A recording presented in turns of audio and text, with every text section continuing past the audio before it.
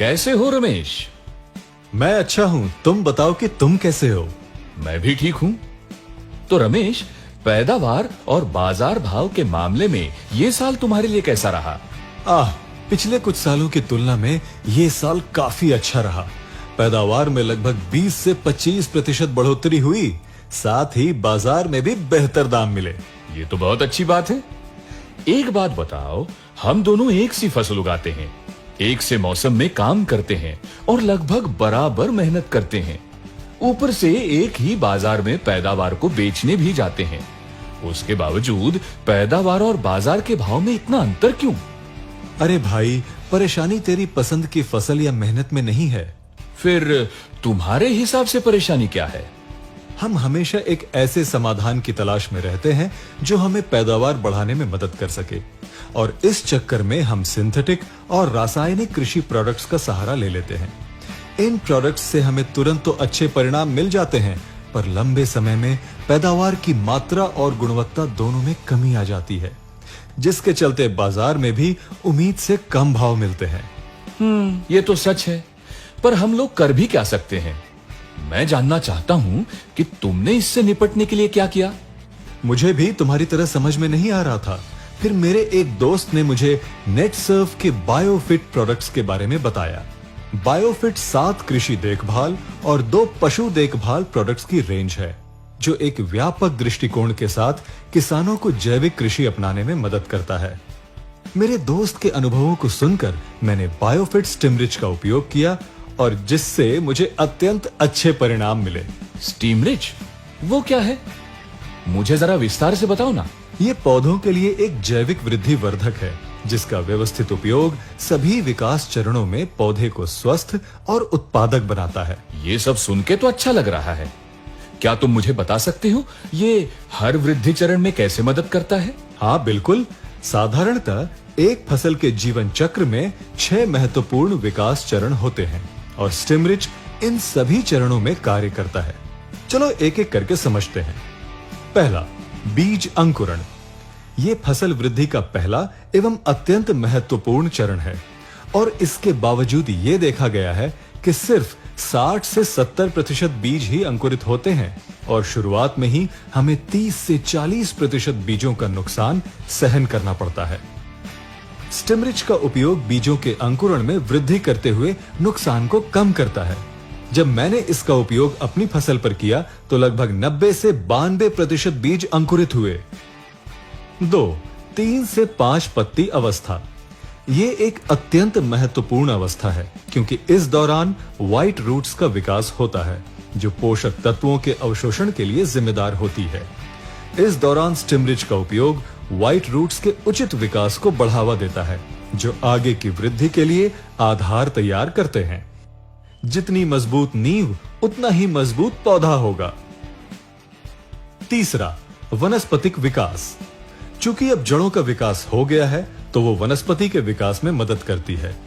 इस चरण में स्टिमरिच का इस्तेमाल मजबूत तने, अधिक शाखाओं के विकास को बढ़ावा देता है। चौथा, फूलों का विकास। हम सभी जानते हैं कि पौधे में जितनी अधिक फूलों की संख्या होगी, उतनी ही अधिक फसल होने की संभावना। जबकि ऑक्सीजन की कमी होने के कारण हम सभी फूल गिरने जैसी समस्या का सामना करते हैं।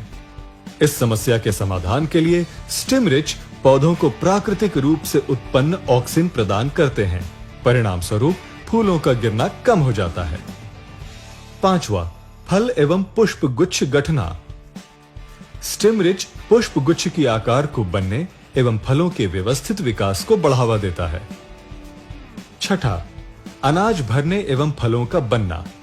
यह फसल के जीवन चक्र का अंतिम चरण है, और स्टिमरिच कार्बोहाइड्रेट को तने से ऊपर तक पहुंचाने में मदद करता है।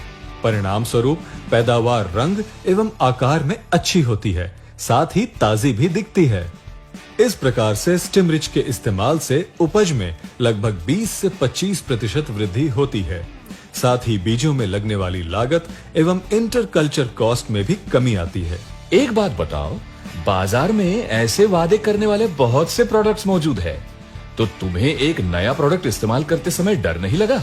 इसलिए मैंने कंपनी और प्रोडक्ट्स के बारे में पूरी तरह से जानने का निर्णय लिया और मुझे पता चला कि भारत में 10 लाख से भी अधिक किसान बायोफिट प्रोडक्ट्स का इस्तेमाल कर रहे हैं। साथ ही स्टिमरिच सभी आवश्यक संस्थाओं द्वारा प्रमाणित है, जैसे कि इसका उत्पादन DSIR द्वारा प्रमाणित लैब्स में होता है। साथ ही APEDA द्वारा यह भी प्रमाणित है कि इसका कोई रासायनिक अवशिष्ट नहीं है। तुमने सब कुछ बहुत अच्छे से समझाया है। एक बात बताओ, इसका इस्तेमाल किन किन फसलों के साथ किया जा सकता है? सबसे अच्छी बात यह है कि ये सभी प्रकार की फसलों के लिए अनुकूल है, जैसे कि फल, सब्जियां, अनाज, दालों आदि। ये सब तो मुझे समझ में आ गया, पर तुमको बाजार में भाव क्यों बेहतर मिलते हैं? देखो भाई, जब आपकी पैदावार रंग, आकार में अच्छी है, दिखने में भी ताजी है, ऊपर से जैविक, तो कोई भी उसके लिए ज्यादा भाव देगा। 100 बात की एक बात यह है कि हम सब स्वस्थ और पौष्टिक खाना खाना चाहते हैं। मैं इस प्रोडक्ट को पक्का उपयोग करूंगा। अच्छा, इसका इस्तेमाल कैसा करना है? बहुत आसान है। 1 लीटर पानी में 1 मिलीलीटर स्टिमरिच मिलाकर हर वृद्धि चरण में स्प्रे करना है। एक आखिरी सवाल, क्या इसका उपयोग करते समय किसी खास बात का ख्याल रखना है? अच्छा हुआ तुमने मुझे याद दिलाया। बेहतर परिणाम के लिए इन बातों का ध्यान जरूर दें। स्टिमरिच के उपयोग से पहले पंप को पूरी तरह से साफ करें। उसमें किसी भी प्रकार के सिंथेटिक या रासायनिक अवशेष नहीं होने चाहिए। स्टिमरिच को किसी भी सिंथेटिक प्रोडक्ट के साथ न मिलाएं।